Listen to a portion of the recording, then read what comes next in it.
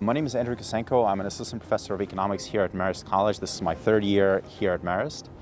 To be quite honest, I don't have a particular, I don't have a good answer for why I got nominated. I love teaching. I love sort of working with students. When I was graduating from graduate school, one of the things that I really realized is that I really love being in the classroom. I really love that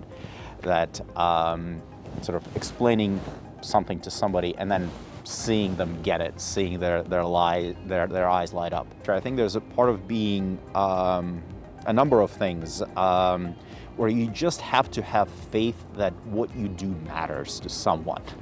And you may not know it, but maybe years later somebody sends you an email and says, I never told you this, but this really mattered for me, or the way you said this kind of made sense. In my case, I think I was lucky in a number of ways. I think in many ways.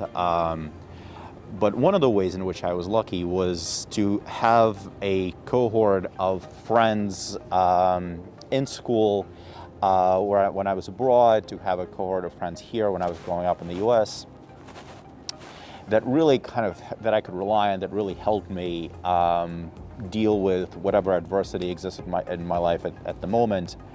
And I think that being socialized, being around, by socialized I mean sort of hanging out with peers. It really, it changes you, and in my case, I think it changed me. I hope for the better.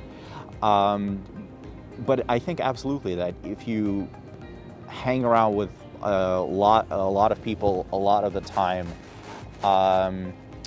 you get to know people. You get to know people at their best, at their not so best, and I think you probably develop two things, some of which is a tolerance for when we're not at our best, but the other is that the appreciation that we can in fact be much better. And if you've had those moments, if you've had those experiences with people, where people do support you and you support them, I think that's invaluable. In terms of helping other people, when I have students students who are applying to graduate school, I can not just write them a recommendation or tell them here's where to go, but to an extent, for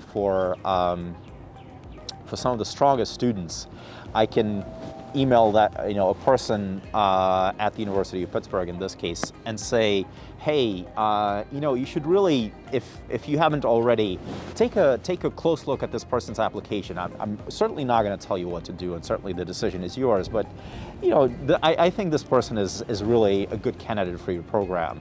And a student might come to you and say, I'd like to go to graduate school and I don't know what to do, or I don't know where to go to, and I have all of these programs, and I might tell them, look, this person at this place that you're interested is really the person that you want to talk to. You don't know that yet, but I do, and I'll help you get in touch with them. What was going on in Ukraine was basically that people wanted to be a normal country, where by normal I mean perhaps we're not the best at everything, but we have a good education and healthcare system, and you can raise your kids in however way you'd like. And that seemed to ruffle a lot of feathers in the Kremlin, and there's been war for a while. This war did not start on February 24, 2022. This war started with the illegal Russian annexation of Crimea in 2014. And there have been a lot of events there. So that's the second thing, which is that your eyes do not deceive you. This is a naked war of aggression by the Russian Federation.